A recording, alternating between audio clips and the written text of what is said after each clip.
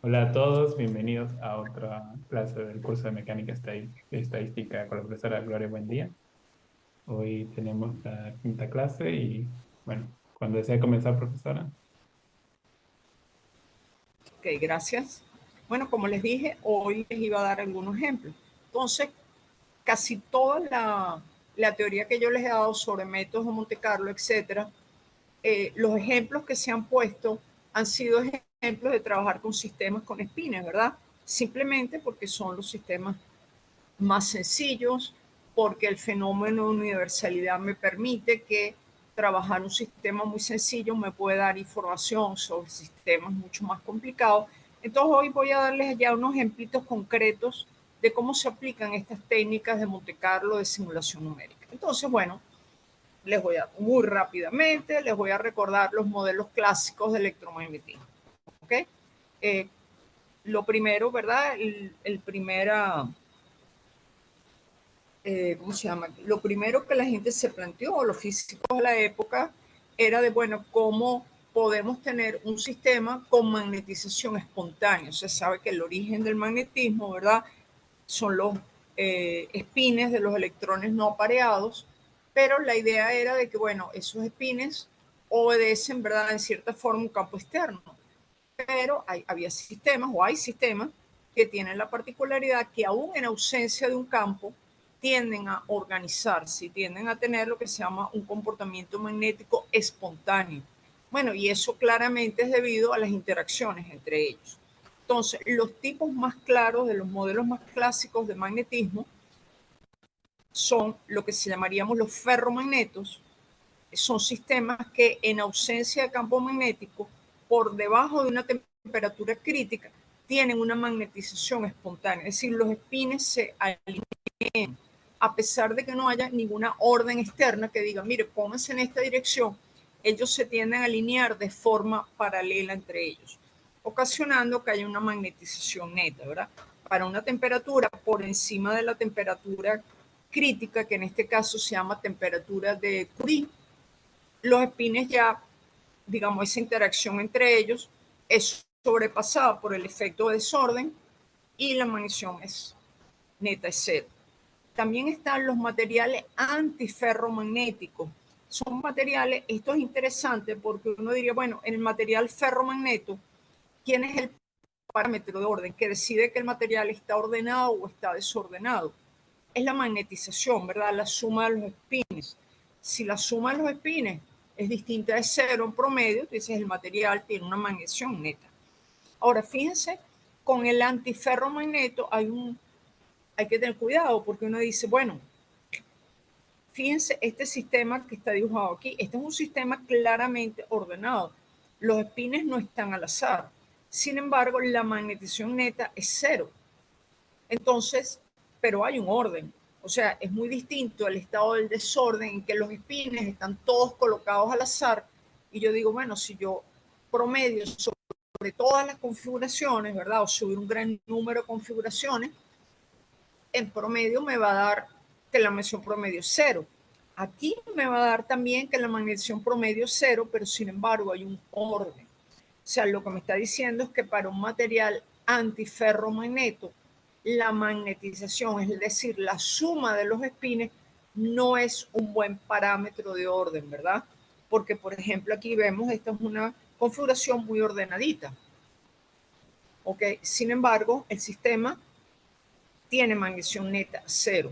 Entonces lo que ocurre es que estos materiales antiferromagnetos, debajo de una temperatura crítica, que en el caso de los antiferromagnetos se llama temperatura de Neal, ok, debajo de esa temperatura ellos están ordenados, ellos tienden a ordenarse, pero se tienden a ordenar antiparalelamente, que es también un tipo de orden, ¿verdad? Por encima de esa temperatura están ordenados al azar. Entonces, ¿cuál sería el parámetro de orden? El parámetro de orden que uno toma con los antiferromagnetos es la magnetización de una subred menos la magnetización de la otra subred. O sea, uno dice, mira, aquí uno toma alternando sitios. Esto es como si tuviera dos redes, una dentro de la otra. Las redes son alternas. Entonces yo sumo espines alternos y le resto los espines alternos. ¿Ok? Si eso me da en promedio un número distinto de 0, quiere decir que ese material es un antiferromagneto. Es decir, tiene un orden. El orden es que están antiparalelos. ¿Ok? Entonces hay que tener cuidado. Y un hermanito menos conocido de los ferromagnetos y los antiferromagnetos, por supuesto, están los materiales paramagnetos, que son la mayoría, ¿verdad? En que los espines están todos ordenados al azar y solamente responden cuando les coloco un campo externo. ¿Ok? Pero están también los ferrimagnetos. Los ferrimagnetos son materiales en que se parece a los antiferro, en que en general en un ferrimagneto se alternan espines, en un antiferromagneto, en un ferri, perdón, se alternan espines, pero de distintas magnitudes. Generalmente cuando uno habla de modelos como el modelo de Ising, etcétera, todos los espines tienen la misma magnitud. Por ejemplo, aquí todos los espines valen más o menos 1. Hay otros modelos en que todos los espines, el modelo de Bloom-Capell, que vamos a hablar después, todos los espines valen más o menos 1 o 0. Hay sistemas en que los espines valen más o menos 3 medios. En el ferrimagneto, lo que yo tengo es una red en que se alternan. ¿Por qué? Porque son moléculas de distinto tipo. Moléculas que tienen espines distintos. Y generalmente los que tienen más interés son los que se llaman ferrimagnetos, que los espines distintos también se alinean antiparalelamente entre ellos. Y aquí, por ejemplo, este que está aquí debería estar hacia arriba. O sea, se arreglan en general uno hacia arriba, uno hacia abajo, uno hacia arriba, uno hacia abajo. ¿Ok? No necesariamente podría ser uno hacia arriba, otro hacia arriba, etcétera, pero lo importante es que los espines que se alternan tienen distintos valores. ¿Ok? Los ferrimagnetos realmente son muy importantes para estudiar porque se han encontrado que muchos materiales creados por el hombre, materiales que sirven para memorias magnéticas, etcétera, son materiales formados por compuestos y la mayoría de estos compuestos son ferrimagnetos. Y está el caso del modelo de Bloom-Capell, que es lo que se llama el gas reticular, en que yo tengo espines que pueden valer más o menos 1, pero que se alternan con espines que toman el valor 0. O sea, yo puedo tener espines que toman valor 0 más o menos 1. Fíjense que este es un modelo que también puede ser válido para un gas reticular. O sea, el 0 uno también se podría interpretar como un vacío, como en ese sitio hay un vacío. ¿Ok? Esos son los modelos más clásicos. ¿Cómo se simulan estos modelos en red, estos modelos de espines clásicos en redes? ¿Cómo uno los simula? ¿Ok? De acuerdo con lo que hemos visto las reglas. Entonces, primero, uno define las cantidades. ¿Qué quiero medir? Por ejemplo, quiero medir el parámetro de orden, quiero medir la energía, quiero medir el calor específico, etcétera. Entonces, después defino, bueno, mi sistema, ¿en qué dimensión la voy a definir? ¿Ok? Por ejemplo, puedo escoger una red cuadrada o una red cúbica. Entonces, la red cuadrada yo puedo identificar los espines por 2 sitios, ¿ok? O puedo interpretarlos por 3 sitios, y JK, una red cúbica, o es mucho más eficiente para localizar los sitios, numerar consecutivamente los números de la red de 1 a L. ¿Ok? O para una red cúbica es 1 por L al cubo. Eso es uno que uno aprende más o menos rápidamente cuando está simulando los sitios, ¿verdad? Yo lo puedo decir, una red cuadrada, yo digo, bueno, cada sitio lo ubico, ¿verdad? Por sus 2 coordenadas o por 3 si es la red cúbica, pero generalmente para la mayoría de casos es más eficiente simplemente numerar los sitios de la red desde 1 hasta L por L. ¿Por qué es eso? Bueno, porque acuérdense cómo funcionaban las cosas. Uno decía, escoge un sitio al azar y ese sitio lo volteo. Ok, si ustedes usan lo de la red cuadrada y usan la nomenclatura de identificar cada sitio por IJ, para escoger un número al azar, un sitio al azar, tienen que usar 2 números al azar, uno para el I y el otro para el J. ¿De acuerdo? Sin embargo, si usan una red cuadrada también, pero los enumeran de 1 a L por L, simplemente tienen que escoger un número al azar un número al azar nada más. Por eso es que generalmente es más práctico numerarlos de esta manera, ¿ok? Pero esos son detalles que uno va aprendiendo después cuando trata de hacer las simulaciones más eficientes. Entonces yo digo, bueno, yo tengo un modelo, lo voy a estudiar en una red cuadrada, cúbica, puede ser una red triangular, etcétera, ¿ok? En tantas dimensiones. Ahora, algo que es muy importante es las condiciones de borde. ¿Qué pasa? Cuando uno escribe un hamiltoniano, ¿verdad? ¿Se acuerdan que los hamiltonianos, por ejemplo, el hamiltoniano decía S sub I por S sub J? ¿Quién era el de al lado? Bueno, los vecinos cercanos, suponiendo que es un modelo de muy corto alcance. Ajá. Pero si yo tengo mi red y llego al sitio de la primera línea al final, digo, el spin ¿cuál es su vecino al lado? No tiene, ¿verdad? Entonces los spines de los bordes no tienen vecinos. Entonces, realmente eso es, no solamente es incómodo, pero hace que el sistema sea bastante pequeño. Un truco típico que se utiliza es usar condiciones de borde periódicas. Es como si la red se repitiera, ¿ok? Entonces, cada vecino, ¿verdad? Tiene como vecino al primero. Eso tiene la ventaja en que, bueno, no tengo que aislar los casos en las esquinas para ver cómo son las condiciones de borde, y tiene la ventaja en que el sistema es como si fuera un poquito más grande. Por ejemplo, para una red cuadrada, ¿ok? Para una red cuadrada, para el sitio J, uno dice, bueno, este es el vecino de arriba, el up, el de la derecha, right, perdón, el de abajo, el down, y el de la izquierda, el left. Por ejemplo, son sus 4 vecinos, ¿ok? Entonces uno dice, bueno, ¿cuáles son las condiciones de borde periódicas? Bueno, si uno es cuidadoso, dice, bueno, el B sub R de J, el sitio es J más 1, ¿verdad?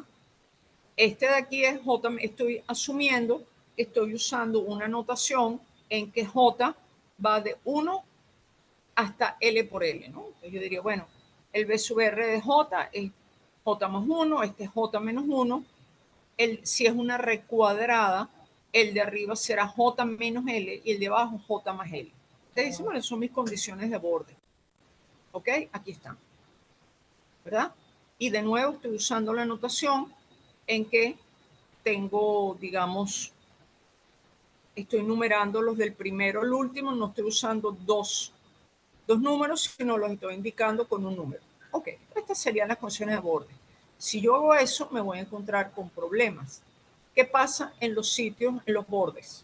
Ok, por ejemplo, en cualquiera de las filas, por ejemplo, la fila NL, la segunda fila, cuando llego en el de 2L, entonces tengo que tener cuidado.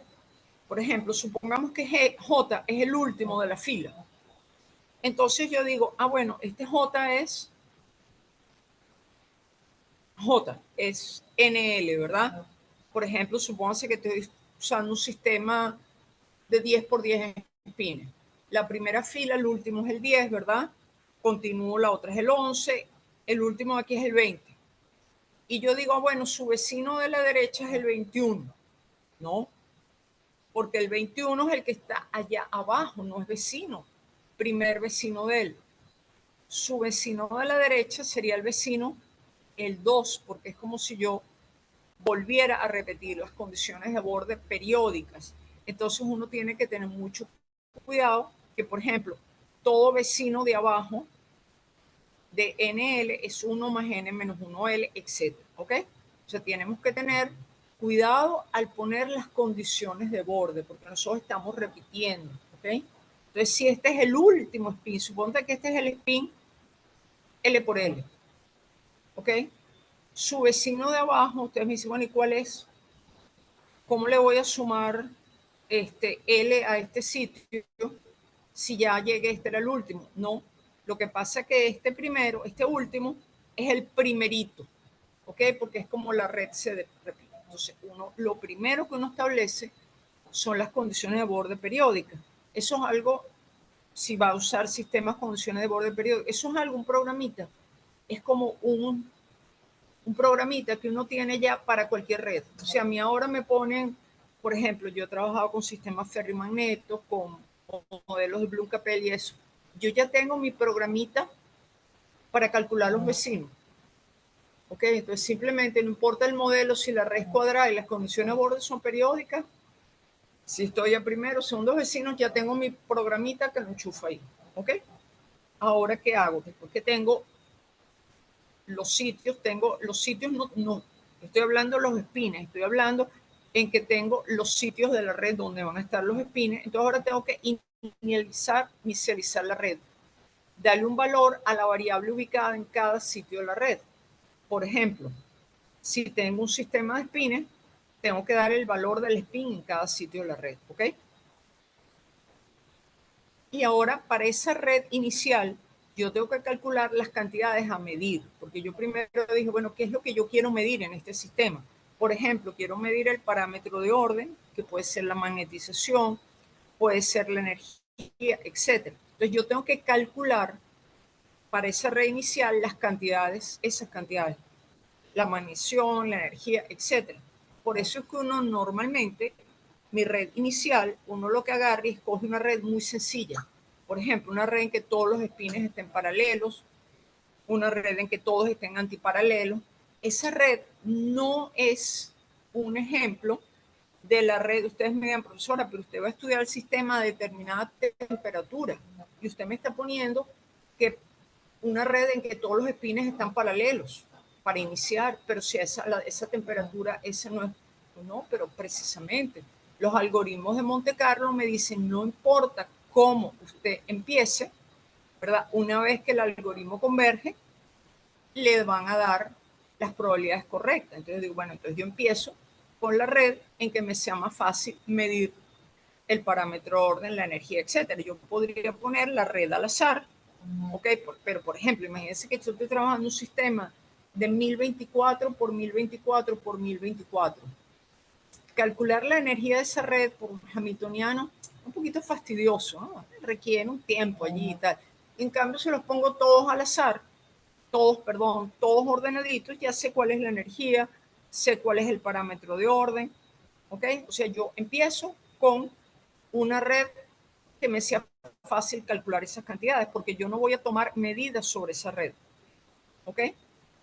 Entonces, por ejemplo, en el modelo de Bloom Capel, vamos a hablar de un modelo como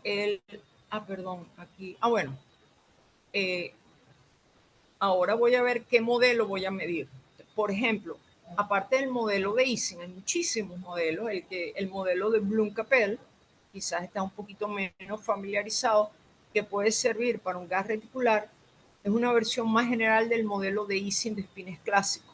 Ahora les pueden tomar tres valores, más, menos, 1 o 0. Y digo que eso se puede imaginar como un modelo de un gas, que en el spin 0 representa sitios vacíos de la red. Este modelo es muy interesante porque su diagrama de fase es mucho más rico y complicado que el del modelo de Ising. Tiene bastantes transiciones de fase de primer orden, de segundo orden, etc. Y por lo que se considera como un caballito de batalla, un toy model muy importante para estudiar fenómenos críticos. Y es un modelo bastante relevante para estudiar algunos aspectos de dispositivos espectrónicos, nanoalambres, nanomagnéticos, etc. ¿Cómo es el hamiltoniano de este modelo? Bueno, el hamiltoniano es de la forma menos J, SI, SJ, menos D, SI cuadrado, menos H, este término. Entonces, bueno, es prácticamente igual al hamiltoniano de Ising. La diferencia está en este término, en D. Fíjense que este término es lo que se llama el campo cristalino. Es como el campo global, el efecto global que tienen los espines sobre la red. Fíjense que este término no tenía ningún sentido cuando yo ponía el modelo de Ising, porque en el modelo de Ising, si los espines valen más o menos 1, este término siempre es constante. Sin embargo, en el modelo de Bloom Capel, este término me distingue entre sitios en que los espines, sitios es que están llenos, es decir, sitios en que hay un spin que vale más o menos 1 o sitios vacíos. Fíjense que dependiendo del valor de D, por ejemplo, ¿qué pasa si D es muy grande? Si D es muy grande y negativo, ¿ok? Entonces, ¿qué favorece esto? Si D es muy grande y negativo, me favorece que este término sea, no importa, si D es muy grande o negativo, perdón, el hamiltoniano siempre se favorece las temperaturas más bajas, ¿verdad? Si D es muy grande y negativo, se favorecen los sitios en que CI cuadrado valga 1, porque son los sitios en que el hamiltoniano tiene menor valor, ¿verdad? ¿Ok? O sea, los sitios llenos. Pero ¿qué pasa si D es muy grande y positivo? O D es muy pequeño. Si D es muy grande y positivo, yo tendría menos, perdón, si D es muy grande y negativo, perdón, yo tendría más una cantidad aquí. Entonces, eso aumentaría muchísimo la energía. Entonces, serían preferenciales los sitios vacíos en que este término vale 0. ¿Okay? Entonces, este término, que es del campo cristalino, que en el modelo de Ising no tiene ningún significado, en el modelo de Bloom-Capet es importante. Y todas estas cantidades uno dice que van a estar en unidades de energía, ¿no? Porque el hamiltoniano está en unidades de energía. Entonces, algunas preguntas. ¿Cómo diferenciamos entre el ordenamiento ferromagnético y antiferromagnético? ¿En qué límites este modelo, por ejemplo, reproduce el modelo de Ising? Bueno, esto es muy fácil, ¿verdad? Si D es, o sea, para reproducir el modelo de Ising, lo que yo quiero es que prácticamente no haya espines vacíos. Para que no haya espines, no haya sitios vacíos, o sea, no haya espines cero, el modelo se convierte en prácticamente un modelo de Ising. Eso ocurriría si yo tomo D, ¿verdad? Muy grande y negativo. ¿Por qué? Porque al ser muy grande y negativo tendría más algo, ¿verdad? Si es muy grande, ¿ok? Entonces ese término sería muy poco probable a casi todas las temperaturas. Entonces tendría que estar acompañado de que ese subir fuera cero. Entonces si D es muy grande positivo, en negativo, perdón, yo reproduciría el modelo de Ising. Ok, entonces bueno, vamos a yo escogí aquí a usar el modelo de Bloom-Capel. Sí, una pregunta. Tengo una pregunta. Sí, Cuando dices campo cristalino, ¿qué quiere decir campo cristalino? campo cristalino es cuando yo tengo el material, ¿verdad? Yo tengo en cada sitio, yo digo, bueno, yo considero, vamos a ver los distintos términos que tiene en un modelo, un hamiltoniano. El primer término es la interacción del spin con sus primeros vecinos. Para modelos tipo Ising, estos son los vecinos cercanos, que es la interacción que tiene un spin con sus vecinos cercanos. Por ejemplo, si J es positivo, se favorece que este término también sea positivo, es decir, que los spines sean paralelos. El último término, H con S sub I, ¿ok? Es el término con el campo externo. O sea, los spines se tienden a alinear con el campo externo. Este término que está aquí, se llama campo cristalino, está asociado con una especie de campo global que tiene el material. O sea, el material no solamente está sometido a el efecto de sus vecinos cercanos y al campo externo, sino una especie de campo global, ¿verdad? Que crea el material, ¿ok? Y ese campo realmente está asociado, si uno va al detalle, con interacciones tipo interacciones electromagnéticas, repulsión electromagnética, etc. Pero ahora simplemente piénselo como es un campo global, es como una base que el cristal simplemente crea un efecto tipo campo medio sobre los espines que están sobre él. ¿Ok? Entonces, bueno, ¿cuáles serían las cantidades a medir? Si supongamos que tengo una red, dos dimensiones, el número de espines es L por L. El parámetro de orden, en este caso, lo voy a definir como la magnetización por spin, es decir, la suma de los espines entre N. Ustedes me dirán, bueno, ¿y por qué divido por spin? O sea, es irrelevante. Bueno, generalmente uno divide por spin porque uno quiere comparar resultados en distintos sistemas, ¿verdad? Distintos tamaños. Entonces, por ejemplo, bueno, habíamos visto que teorías de tamaño finito, ¿verdad? Uno le interesaba saber cómo comportaba el sistema. Ahora, claro, dependiendo del tamaño del sistema, a mí la magnificación me va a dar distinta, por supuesto, ¿verdad? Si todos los espines están ordenados y tengo un sistema de L por L igual 100%, bueno, la magnificación va a llegar a 1000. Pero si alguien hace el mismo problema con un sistema de 40 por 40, le va a dar que la magnetización llega a 160. Entonces, bueno, los resultados son distintos. Entonces, para uniformizar, uno lo que estudia es la magnificación por spin. Uno estudia la energía por spin también, ¿ok? Energía por spin, escribe el hamiltoniano, escribe el calor específico por spin. El calor específico, como lo dije en clase, está asociado con el error de la energía. ¿De dónde sale esta definición de calor específico? Bueno, calculen E promedio, ¿verdad? Es la sumatoria sobre todas las configuraciones de E por la probabilidad de tener E, que es el factor de Boltzmann. Deriven con respecto a la temperatura y le van a aparecer estos dos términos, ¿ok? Por eso es que yo había comentado antes y asumo que ustedes ya han visto un cursito de mecánica estadística de fenómenos críticos, que las funciones como el calor específico y la susceptibilidad están asociadas con calor específico, con las fluctuaciones de energía. Fíjense que esto está asociado con las barras de error de la energía. Y esto está asociado con la barra de error de la magnetización. En el punto crítico, estas cantidades divergen en un sistema real. En los sistemas que simulo por computador, yo no voy a ver nunca infinito, sino que voy a ver un pico, ¿verdad? Porque yo le comentaba que las barras de error se hacían muy grandes. ¿Ok? Estas son las cantidades que yo quiero medir. ¿Ok? Entonces, bueno, empiezo, como habíamos dicho, nuestras reglas y hago una simulación de Monte Carlo. ¿Ok? Ahora, caramba, es que pasé de un caso a otro, disculpen un momentito. Ok.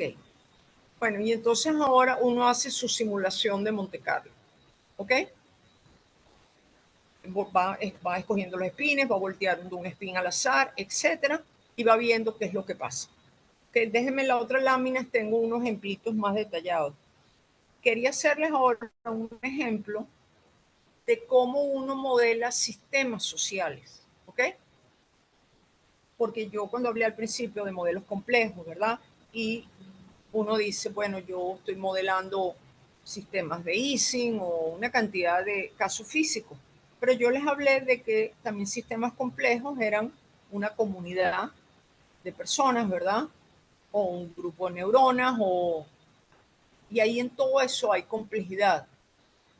Y ustedes se preguntarán, bueno, y yo como físico, ¿cómo modelo un sistema social? ¿Cómo se modela un sistema social? Entonces aquí le pongo un ejemplo muy divertido y muy sencillito, muy elemental, de cómo modelaría uno un sistema social. Hay muchos físicos trabajando en esto, ¿ok? Es más, este paper, bueno, este es un paper que yo hice hace mucho tiempo, yo no me dedico a modelar sistemas sociales, una vez hice algo en ello, que es pero hay muchísimos, hay toda un área sociofísica y mucho interesante. Entonces, vamos a, porque creo que a mí, por ejemplo, me metí en esto una vez porque dijo, ¿y cómo se modela un sistema social para un físico? ¿Cómo hace una simulación numérica de un modelo social? Bueno, déjenme darles un pequeño saborcito de cómo sería. Sí, podría estudiar algo tan complejo como el comportamiento de los individuos, que involucra tantos intangibles a partir de un modelo sencillo. Sí, dentro de ciertos límites, y vamos a ver cómo se hace. Lo primero que yo hago es me planteo un problema concreto. El problema concreto que se va a plantear así es, ¿cómo puede una sociedad alcanzar el consenso sobre determinados tópicos de las interacciones sociales entre sus individuos e interacción con los medios? O sea, esto se podría ser equivalente, ¿verdad? ¿Cómo hago que un modelo de spin se pongan de acuerdo, ¿verdad? Y se pongan todos paralelos para que haya una magnetización. ¿Cómo lo hago? Partiendo de una interacción entre los espines, ¿verdad? Y una interacción con un campo externo. Bueno, más o menos algo similar quiero hacer aquí, ¿ok? Entonces, Pero claro, aquí no es tan sencillo como los spins. La pregunta sería, ¿cómo modelamos la forma en que los individuos se influencian entre sí y el efecto que tienen los medios de comunicación? Entonces, bueno, este es un modelo y uno va a dar unas reglas. Las reglas son, la opinión de un individuo es un número continuo entre 0 y 1. ¿Ok? Bueno, esas son las opiniones. Y tengo un montón de opiniones. La distancia entre estos números está asociado a qué tan cercanas son las opiniones. Por ejemplo, si dos individuos tienen una opinión de 0.5, ¿ok? Eso quiere decir que ellos tienen la misma opinión sobre ese tema. ¿Cómo interaccionan los individuos entre sí? Entonces, bueno, ahora uno utiliza un poco lo que sería sentido común, ¿ok? Y uno pone una regla de este tipo. Dice, los individuos solo interaccionan entre ellos si sus opiniones no difieren demasiado entre sí, ¿ok? Digamos, no es algo tan disparatado, ¿verdad? Usted realmente se va a dejar influenciar. Claro, hay excepciones como todo, pero realmente uno se deja influenciar por la gente que más o menos opina parecido a uno. O sea, si alguien tiene una opinión en el espectro completamente opuesto, ya sea político, etcétera, difícilmente uno va a interaccionar con esa persona, o sea, nunca. Pero si uno interacciona realmente, ¿verdad? Y puede cambiar de opinión oyendo una opinión más o menos parecida a la una. Entonces, esa va a ser la regla. Ahora lo vamos a explicar mejor. Y lo mismo vamos a decir, los individuos solo responden a los efectos de la propaganda si ésta no altera demasiado sus creencias. ¿Ok? Bueno, y es un poquito lo que ocurre con Internet y todo, ¿verdad? Que lastimosamente hay mucha información falsa. Y nosotros como individuos, ¿qué pasa? Tendemos a caer, ya no es que sea falso o no, pero si a ustedes le llega ahora un Twitter rarísimo, un Twitter sobre algo, que en tal gobierno ocurrió tal cosa, ¿qué va a pasar? Si lo que ocurrió fue un acto terrible de parte de los gobernantes de ese gobierno, si usted es opuesto a ese gobierno, es muy probable que se lo crea, ¿no? ¿Por qué? Porque refuerza lo que usted dice. Claro, mira lo que hizo ese dictador. O sea, obviamente es un dictador. La otra persona que simpatiza con esto va a decir, no, hombre, cómo mienten los medios, cómo exageran. Uno tiende a creer siempre más lo que está cerca de lo que uno cree. Es así, ¿ok? Entonces, y vamos a poner una regla un poquito, es que si los individuos interaccionan, su opinión final es el promedio de las opiniones individuales, ¿ok?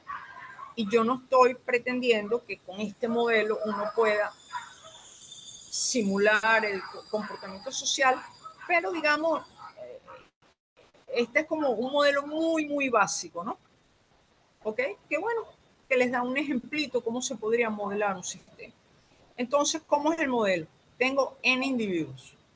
La opinión del individuo y sobre un tema determinado al tiempo T está, vean que este es un sistema que está fuera del equilibrio.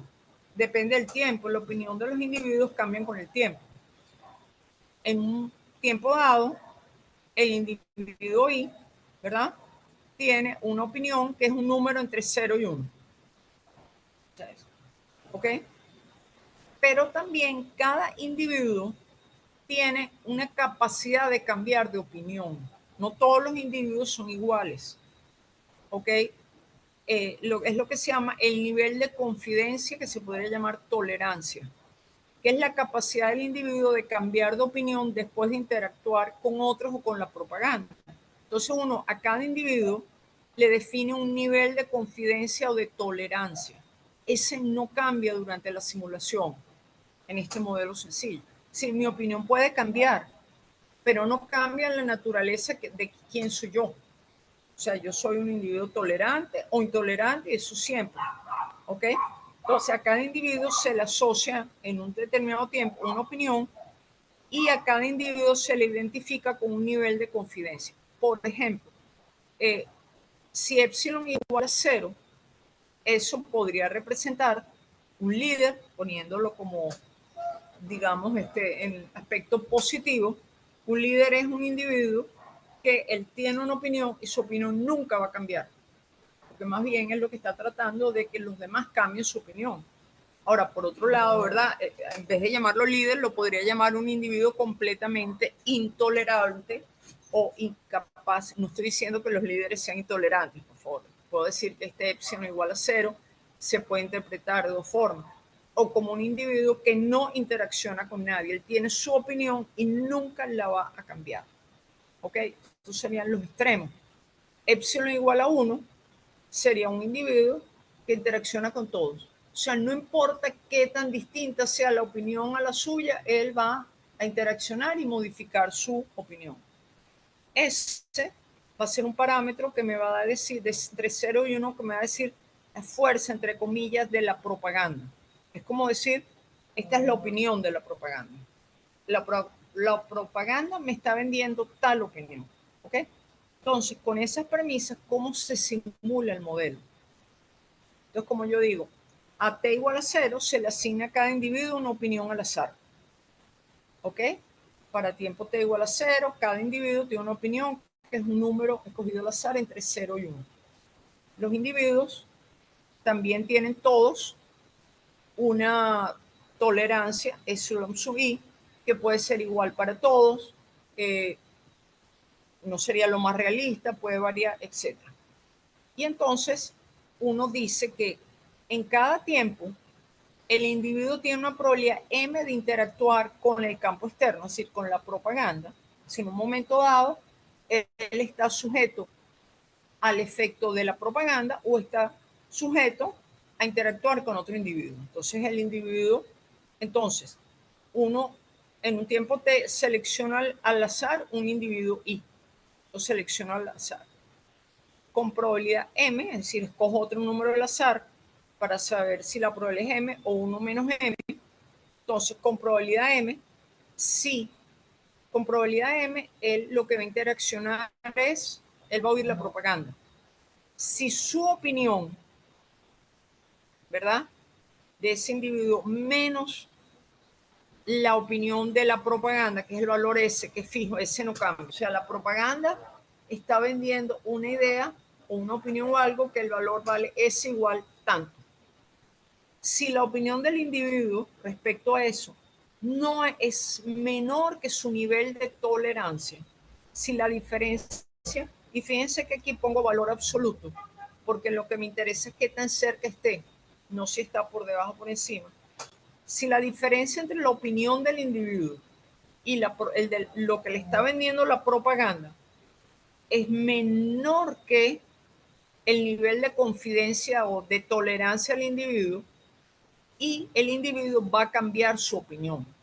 Si está por encima, no la cambia. Es decir, mira, si yo opino esto y a mí me están tratando de vender esa idea que es muy alejada de lo que yo opino, no, yo no voy a cambiar mi opinión. O sea, es como, yo no ni siquiera oigo, me pasa por encima su opinión. Pero si la cambia, entonces, ¿cuál es la nueva opinión del individuo? La nueva opinión del individuo, la regla que se puso es que va a ser su opinión original más un medio de la diferencia entre su opinión y la propaganda.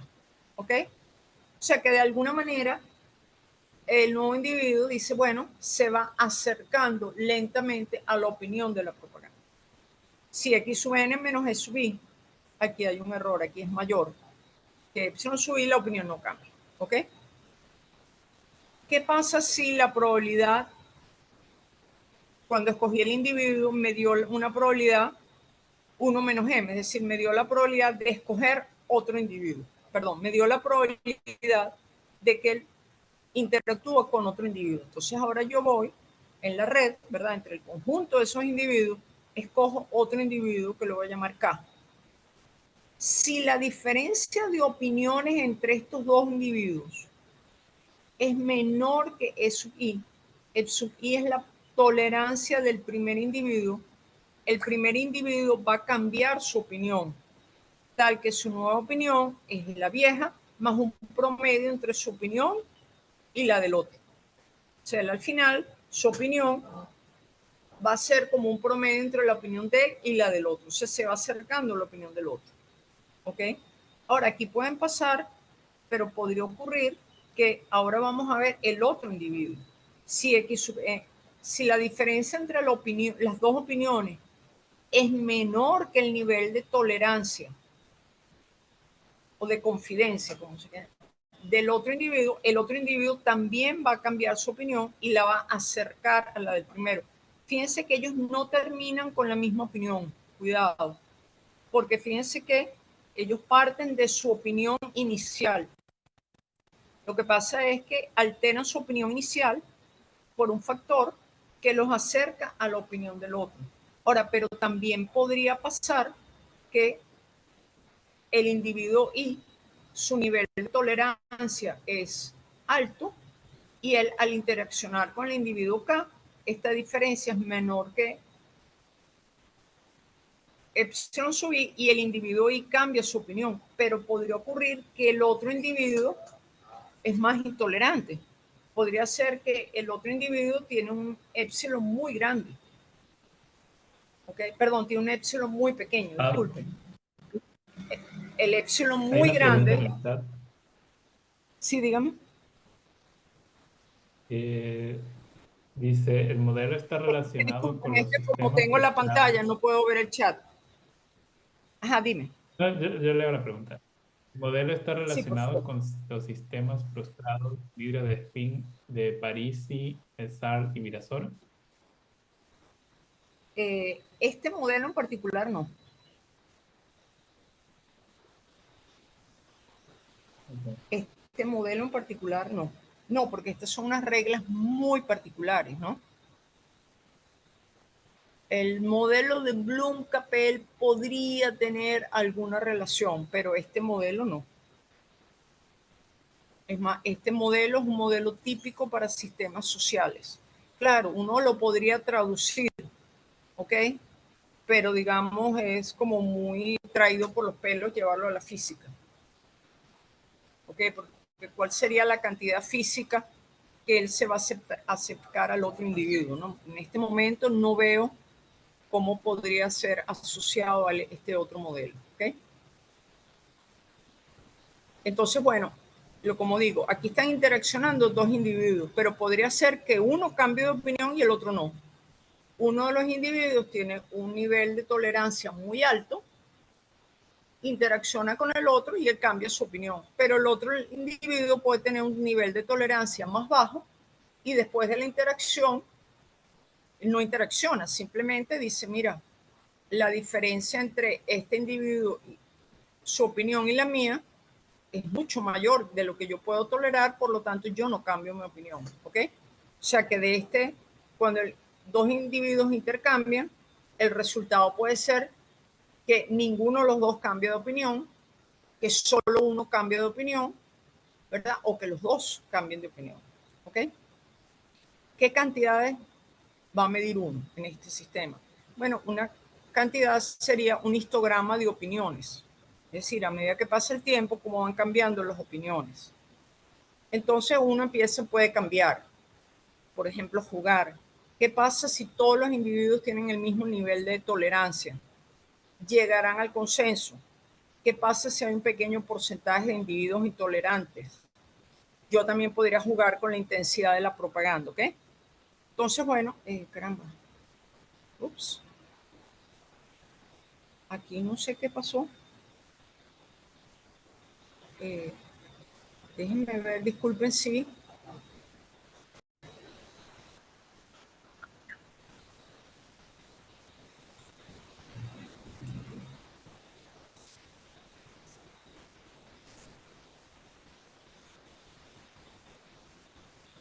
Ok.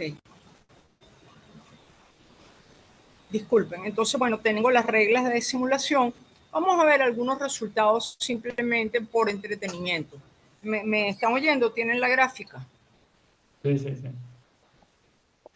Bueno, vamos a suponer que tengo una sociedad de individuos, una sociedad homogénea, una sociedad en que los individuos tienen todos el mismo nivel de tolerancia.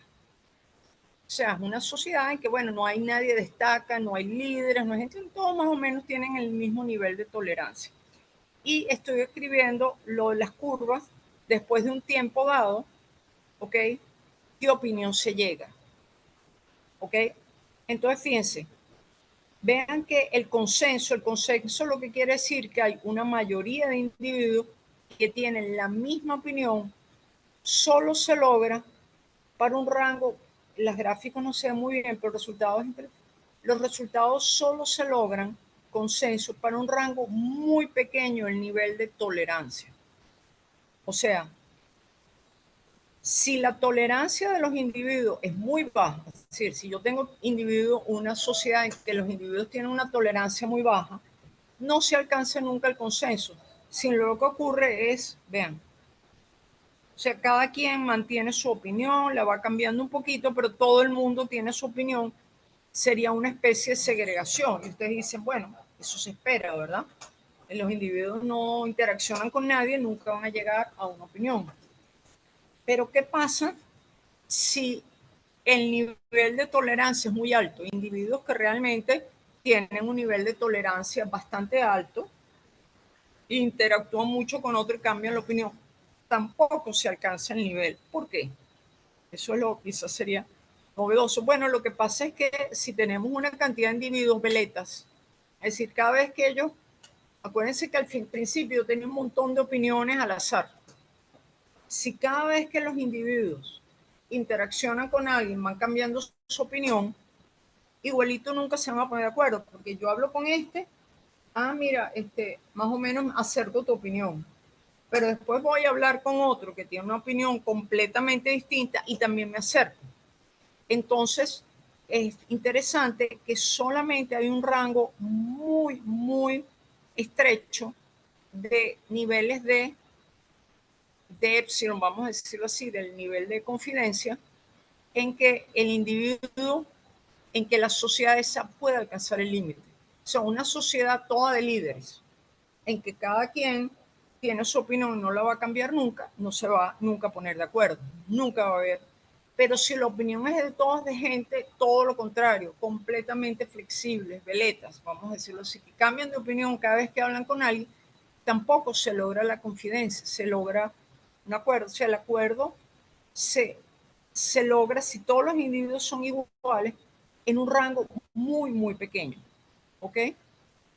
Por ejemplo, eh, también uno puede decir, bueno, supongamos ahora que yo tengo una sociedad en que casi todo el mundo tiene el mismo nivel de tolerancia, que lo puse aquí como 0.5, pero pongo un porcentaje de individuos intolerantes o si quieren líderes que nunca cambian de opinión. O sea, son un grupo de personas que nunca van a cambiar la opinión. Bueno, en este caso vamos a encontrar que se puede alcanzar el consenso, ¿ok?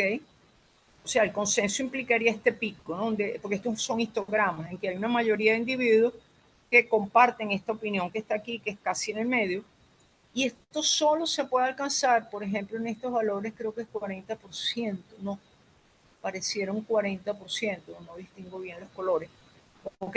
Entonces, una sociedad, uno podría decir que una sociedad de individuos todos iguales podría alcanzar el consenso si hay un pequeño porcentaje de individuos intolerantes o de líderes.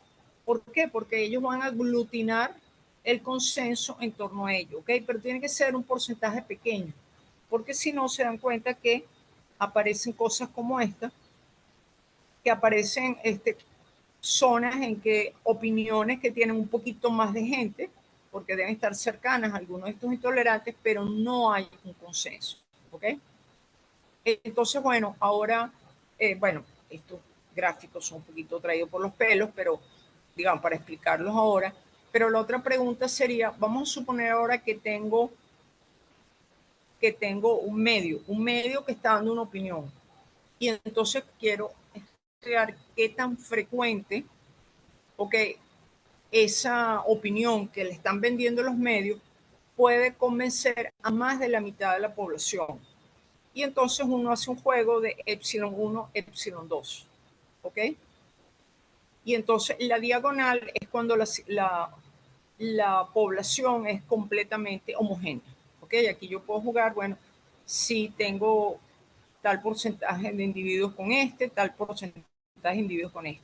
Entonces, fíjense que el resultado me dice que el poder persuasivo de los medios masivos aumenta para sistemas heterogéneos, es decir, lejos de la diagonal. Fíjense que en la diagonal es la zona donde menos hay, donde menos se convence más de la mitad de la población. Por ejemplo, en este caso. En este caso aquí la diagonal es negro y negro es donde prácticamente no se convence a nadie. ¿Ok?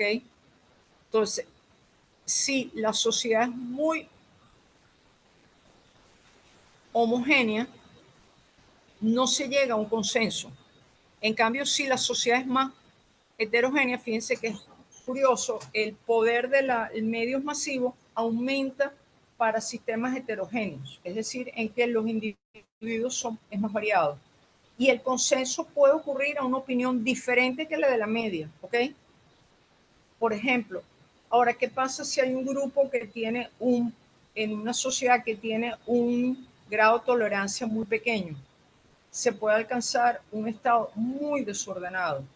Y algo que es interesante es que si la intensidad del medio masivo es muy fuerte, su efecto de persuasión decrece, ¿ok? Entonces, bueno, estos son resultados que pueden ser divertidos.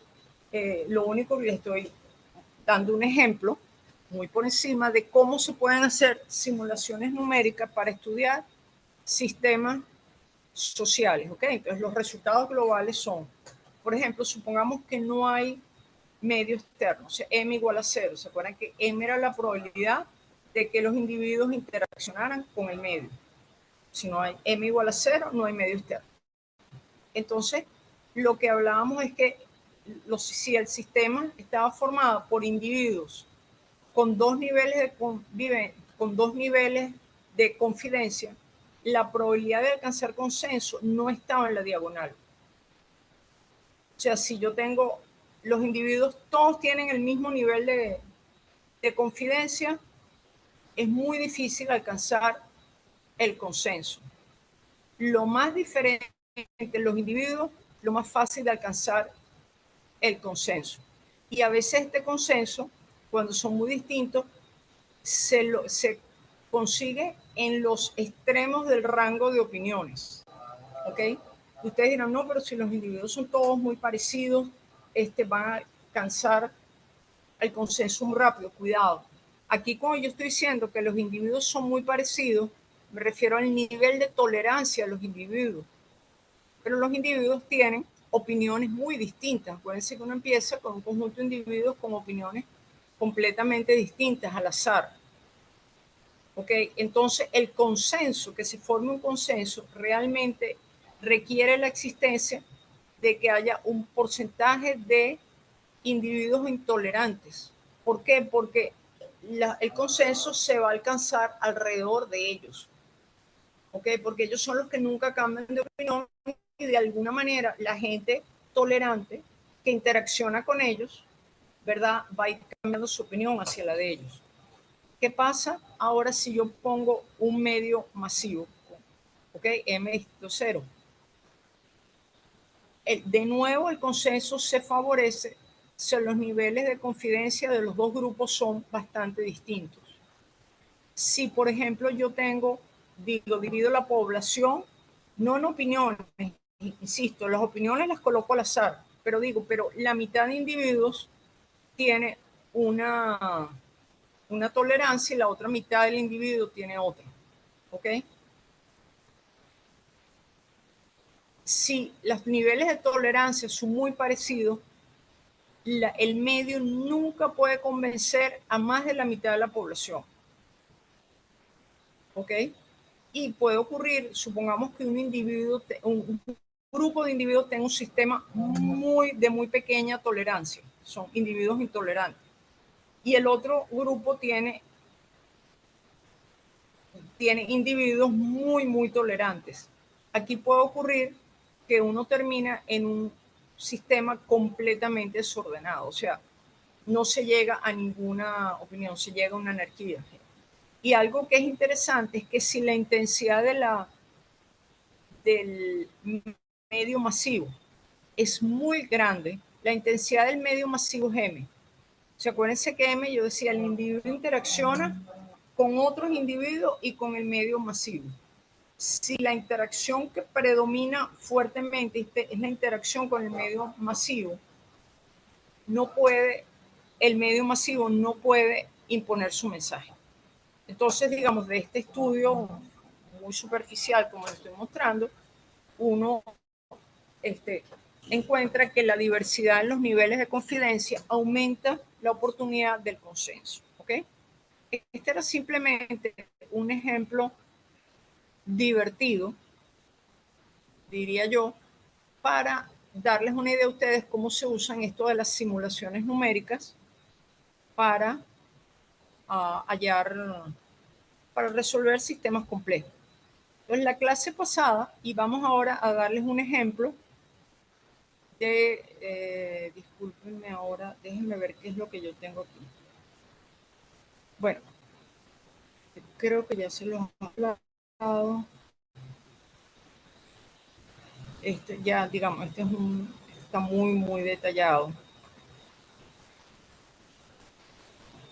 Ok, la clase pasada les di un ejemplo, un sistema fuera del equilibrio, ¿verdad? Que era cómo simular un sistema catalítico. Y habíamos dicho, bueno, la catálisis era un fenómeno por el cual, ¿verdad? Una reacción que normalmente no se da en presencia de un tercer factor. Por ejemplo, ya habíamos hablado que el ejemplo más, y una de las aplicaciones más grandes de los catalizadores es el catalizador del automóvil. ¿Por qué? Porque los automóviles, ¿verdad?, producen monóxido de carbono, que es sumamente tóxico, porque es venenoso, pero ese monóxido de carbono, cuando se escapa, él no se mezcla en la atmósfera con el oxígeno. Si se mezclara, se produciría dióxido de carbono, que también es un gas, no es tóxico, pero también es negativo, porque produce efecto invernadero, pero no es un gas venenoso. Pero que resulta que esta reacción del monóxido con el oxígeno no se da en la naturaleza de forma espontánea, porque requiere unos niveles de energía bastante altos. Hay otra reacción parecida que también podría ocurrir. El monóxido también se puede combinar con el óxido nítrico de la naturaleza, que también hay en la atmósfera, para crear nitrógeno y CO2. Esta sería otra forma, ¿verdad?, en que podíamos eliminar de la atmósfera este monóxido. Esta es otra reacción que no ocurre en la naturaleza, pero pueden ocurrir en una superficie catalítica. O sea, y hayamos dicho que entonces uno lo que simulaba en un proceso en que yo tenía una superficie catalítica, ese modelo habíamos dicho que lo llamamos el modelo ZGB. Yo decía, yo tengo una superficie de sitios vacíos, vamos a suponer que son vacíos, tengo una atmósfera que tiene monóxido de carbono en proporción I y oxígeno molecular en proporción 1 menos I. ¿Ok? Y digo, los sitios se van llenando o van, cuando llega a un sitio, una de las moléculas con la probabilidad, o sea, ellas reaccionan de acuerdo con una cierta regla. Fíjense que este es un modelo fuera del equilibrio. ¿Por qué fuera del equilibrio? Aquí no hay balance detallado. No es que en la atmósfera se preserva el número de CO ni el número de moléculas. Aquí en la atmósfera yo tengo una situación, una atmósfera que está llena continuamente de CO con probabilidad I y de oxígeno con probabilidad 1 menos I. Y eso es independiente de cuánto se absorba, cuánto no se absorba. O sea, aquí no hay balance detallado, ¿cierto? Entonces, uno describe la dinámica la da uno. Dice, bueno, la dinámica, ¿cómo será? Bueno, uno sabe que son absorbidos en la superficie, porque ahí es que ocurre la reacción. Yo le diría, bueno, las reacciones generalmente entre moléculas, ¿verdad?, están dadas por ciertas fuerzas intermoleculares que van a depender de la distancia. Yo digo, bueno, esto interaccionan entre ellos siempre que estén en sitios cercanos, que es la menor distancia que yo voy a tener. Por ejemplo, este CO que está aquí no reacciona con este oxígeno que está aquí porque está muy lejos. ¿Okay? Entonces, la dinámica la pone uno en estos modelos fuera del equilibrio. Entonces, la dinámica de este modelo, como yo había comentado en la clase pasada, es muy sencilla. ¿Ok? Si llega CO gaseoso a la superficie y el sitio, ya un sitio vacío, ese es un sitio vacío en la superficie, se convierte en CO absorbido. Si llegara oxígeno, esto llega con una probabilidad I, esto llega con una probabilidad I menos 1 menos I. Si lo que llega a la superficie es una molécula de oxígeno, la molécula de oxígeno requiere 2 sitios para poder ser absorbida, que además experimentalmente se ha comprobado que los oxígenos cuando son absorbidos tienden a separarse. Entonces, se convierten en 2 oxígenos absorbidos. Si en la red tengo un CO absorbido y un oxígeno absorbido, ellos reaccionan, liberan CO2 a la superficie y quedan 2 sitios vacíos. ¿Okay? Este proceso, este modelo es muy sencillo, solo tiene un parámetro y que representa la probabilidad que la molécula que llega a la superficie sea. ¿Ok? Y dijimos que este modelito fuera del equilibrio tan sencillo tenía 2 transiciones de fase. Una continua, hay uno. Había una continua porque había una fase en que una vez que se logra alcanzar, vamos a llamarlo equilibrio, pero vamos a llamarlo estabilidad. Este sistema, a pesar de que no es un sistema en equilibrio, él alcanza la estabilidad. Ustedes empiezan con una red vacía y dicen tengo una probabilidad y esperan que el sistema se estabilice, es decir, este algoritmo pasa por un largo tiempo y ustedes van a ver que todas las cantidades físicas, ¿qué cantidades físicas yo mido? Lo que son las coberturas.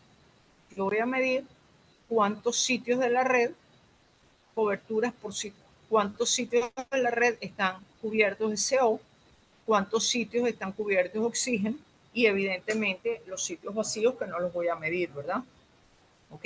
Y voy a medir la productividad de CO2, esas son mis cantidades. Si yo hago la simulación un tiempo más o menos largo, veo que mi sistema empieza a converger y aquí yo no estoy usando, fíjense por favor, aquí no hay ninguna probabilidad de Boltzmann.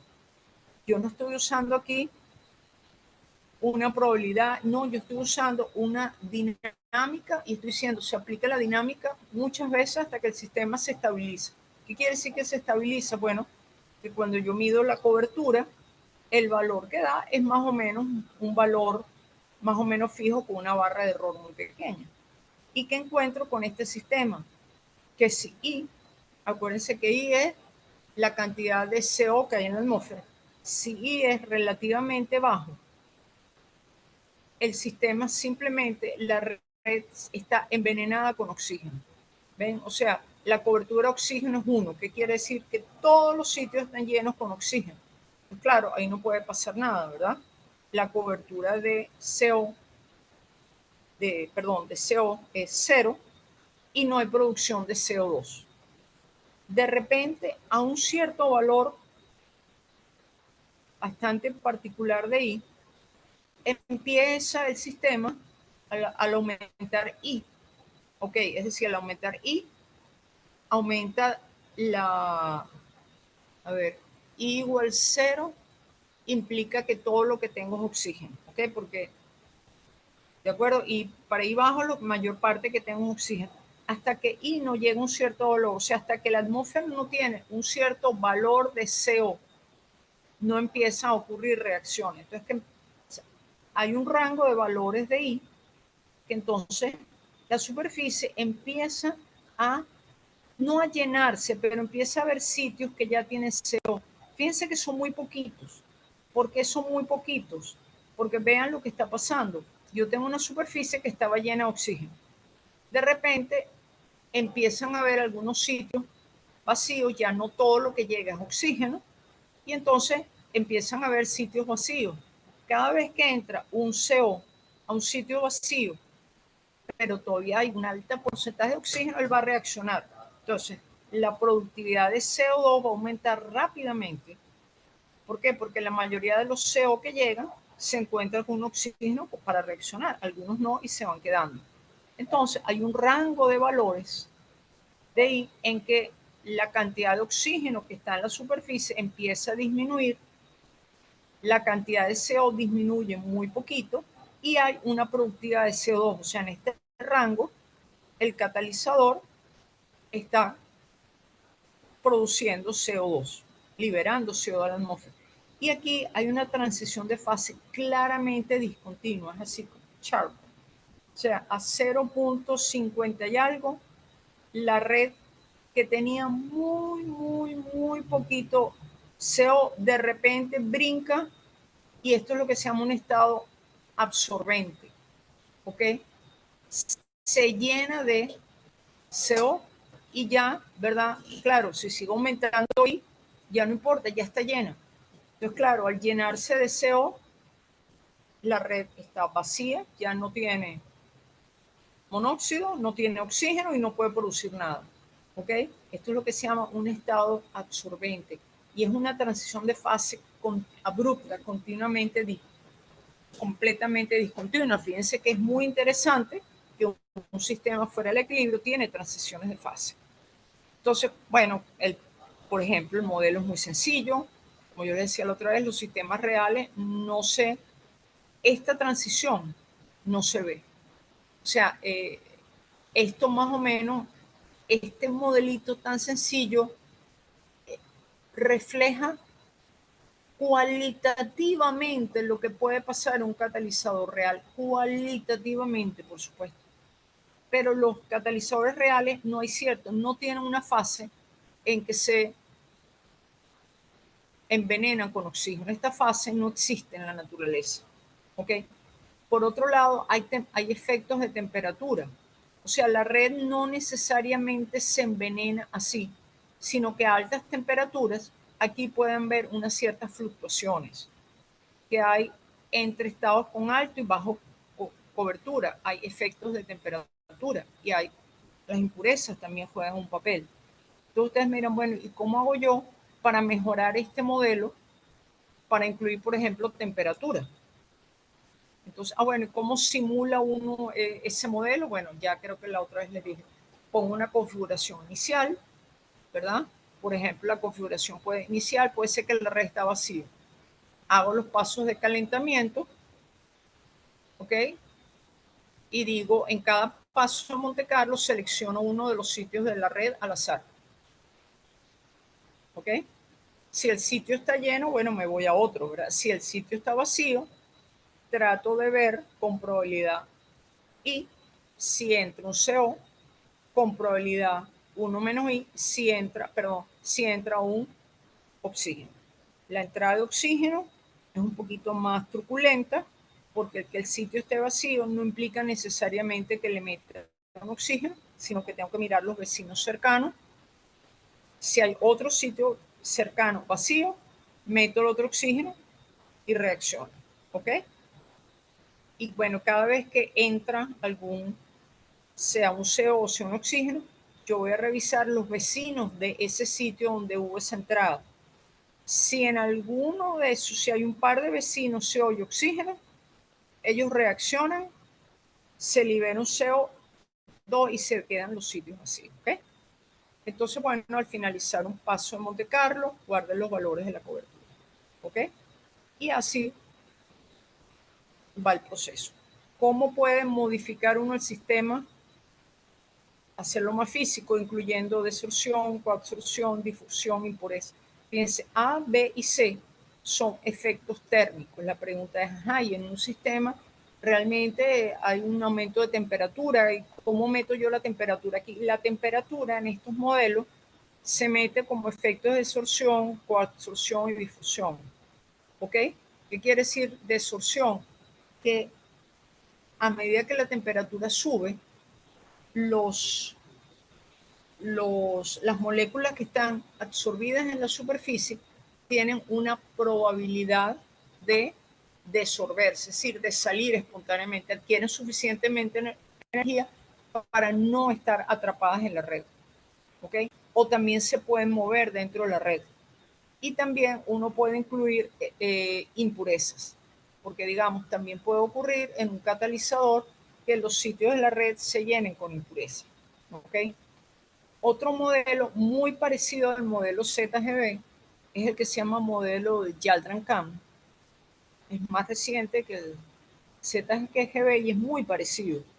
Es un modelo en que dice lo que yo le hablé antes. Yo tengo producción de CO.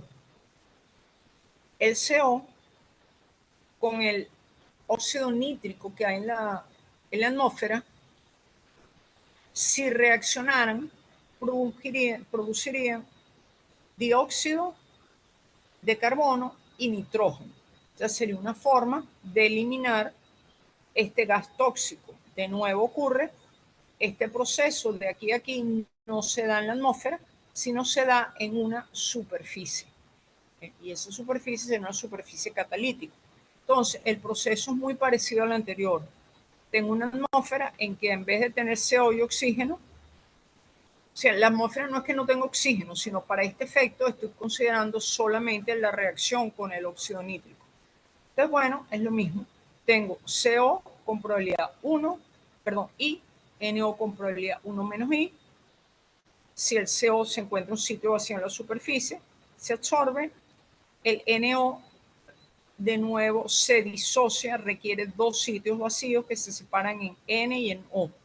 Lo que pasa es que ahora este efecto, este modelo, tiene como efecto la producción de dos gases. Produce dióxido de carbono, pero también produce nitrógeno molecular. Porque si se encuentra un monóxido con un oxígeno, se produce dióxido de carbono gaseoso, se libera y se quedan dos sitios vacíos.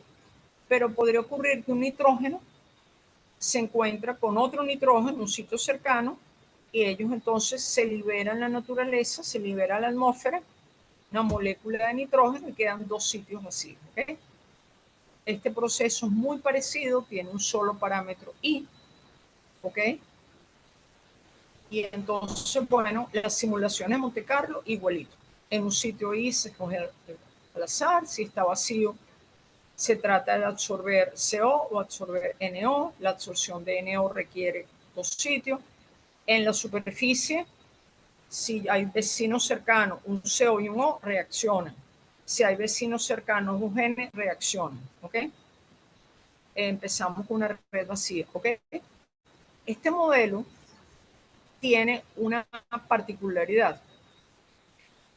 Cuando el modelo está en, si yo lo pongo en una red cuadrada, igualito que el modelo de EASY, de ZGB, este modelo no tiene una fase reactiva estable. O sea, este es el diagrama de fases de este modelo.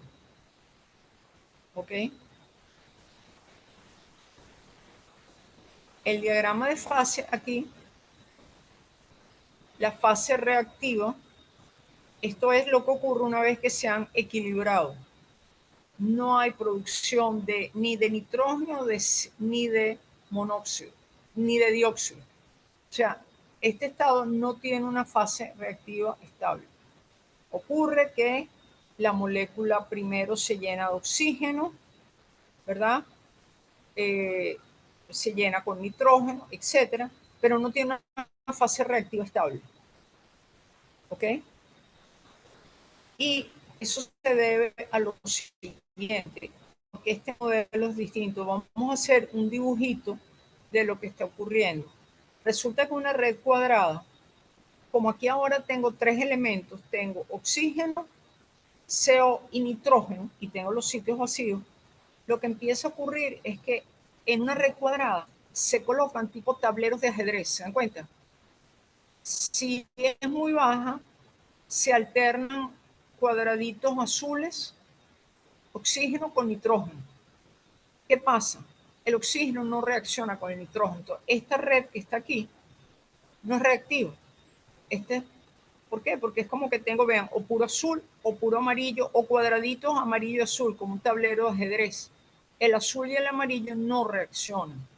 Si voy subiendo el I, o sea, si voy aumentando el número de CO, el número de oxígeno baja, vean el número azul varía, pero ahora se siguen colocando, lo que pasa es que ahora hay más amarillo y menos azul, pero se siguen colocando como un tablero de ajedrez. ¿Ok? Para ciertos valores aquí ya uno empieza a ver algunos sitios negros, ¿ok? En el cual los negros son sitios vacíos donde puede entrar el sistema, ¿ok? Entonces, este sistema, para que tenga productividad, en la red cuadrada uno tiene que poner una desorción, ¿ok? Solamente hay cierto rango de valores, ¿ok? Entonces, fíjense, esto, la idea de esto que les estaba mostrando hoy, que no pretendo, ¿verdad?, que ustedes vayan a salir a hacer unas simulaciones solamente con esto, pero era como una especie de abreboca para que se dieran cuenta cómo uno hace simulaciones en sistemas físicos muy diversos. Hemos pasado desde un sistema tipo modelo de Ising, que es muy sencillito, en que puedo usar el algoritmo de Metrópolis, digo, voy a un sitio, cambio la energía, veo si acepto o no el cambio, etc. En esos casos, como el modelo de Ising o el modelo de Bloom-Capell, que eran sistemas en equilibrio, yo lo que espero que el sistema, si uso un algoritmo tipo Metrópolis que satisface balance detallado, lo que yo espero es que después de un tiempo las configuraciones que yo voy generando tienen la probabilidad deseada y por lo tanto, ¿verdad?, me van a dar los promedios van a ser equivalentes a promedios térmicos. Cuando tengo sistemas fuera de equilibrio, como este que les estoy mostrando aquí, ¿ok?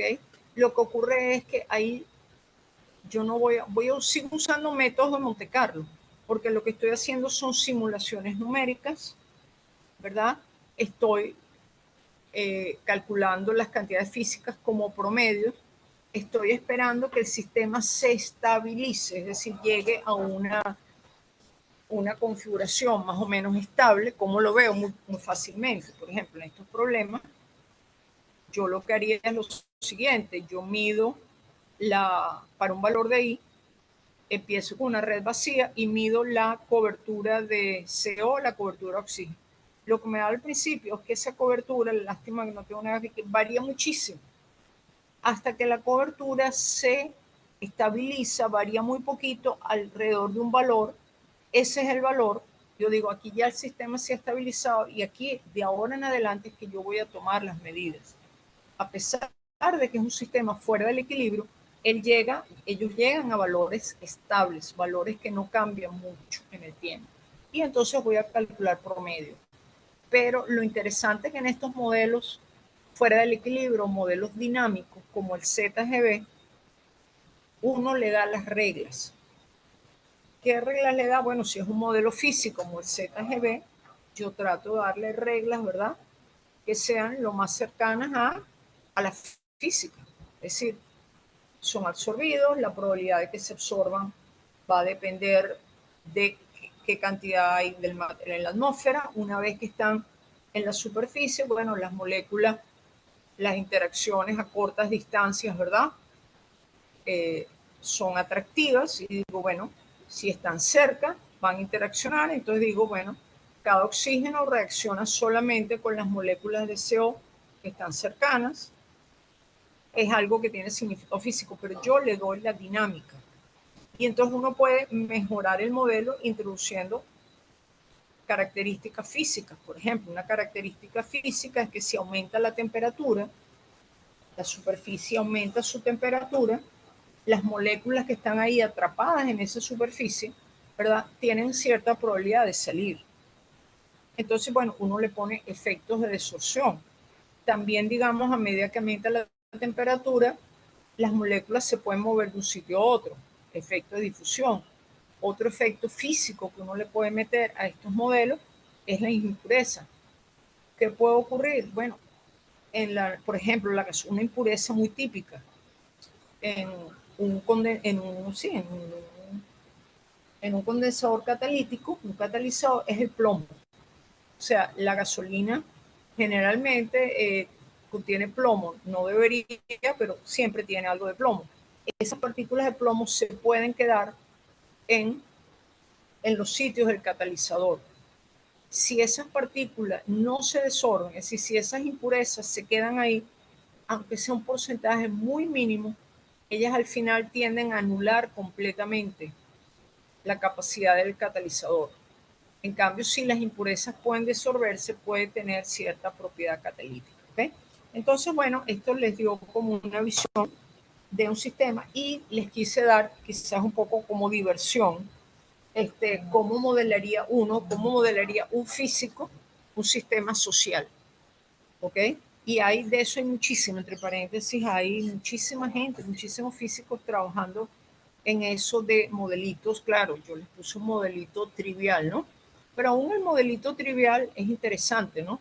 Es interesante cómo las sociedades muy homogéneas, homogéneas en el tipo de individuo, no homogéneas en sus opiniones, ¿ok?